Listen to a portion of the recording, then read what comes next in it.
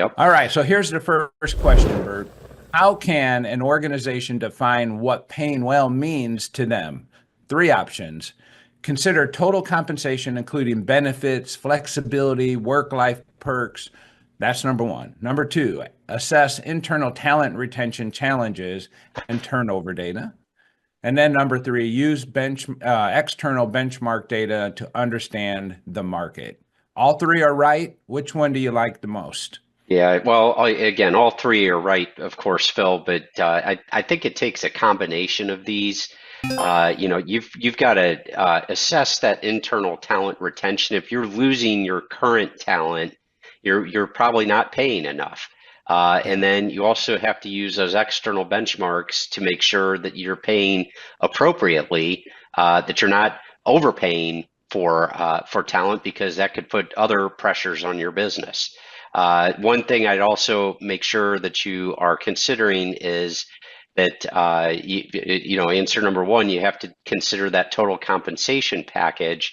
It's interesting to me. I've done a lot of work over the years for a lot of nonprofits, and it used to be that a lot of people would trade lower compensation for the perks of working at a nonprofit, such as additional time off, a lot more workplace flexibility. And I think that has really swung around in the last few years. To me, nonprofits pay competitively in the marketplace, and yet they still offer a lot of those work-life balance perks.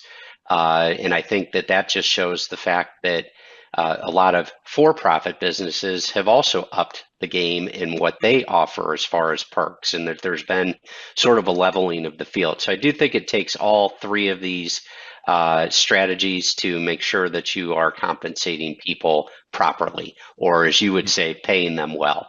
One thing I do want to point out is, again, we've talked about it a million times on the show, is you want to always keep in mind the notions, though, of consistency and fairness. You don't want to have situations in the workplace where you might create a discrimination situation because you're overpaying one person for talent and retention, and you're underpaying another person who might be in a protected category. You're not paying them the same amount because you want to try to pay well to retain somebody. You don't want to inadvertently run yourself into a discrimination claim. You said, I do like the assessing internal talent retention. And I think this is what gets me fired up is organizations like our turnover is horrible. People aren't showing up.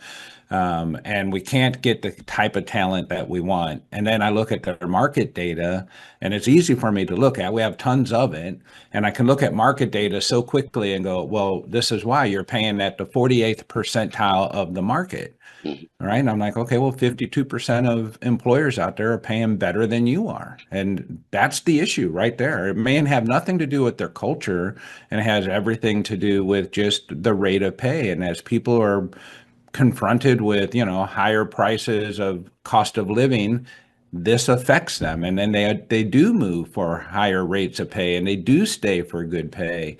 And that's a place we got to start with. We got a program coming up with Mikey Mack that's going to talk about paying well. It's going to be a great program. You can catch that information on the AIM website and join up for it. There is still time, as that will kick off the month of June for us.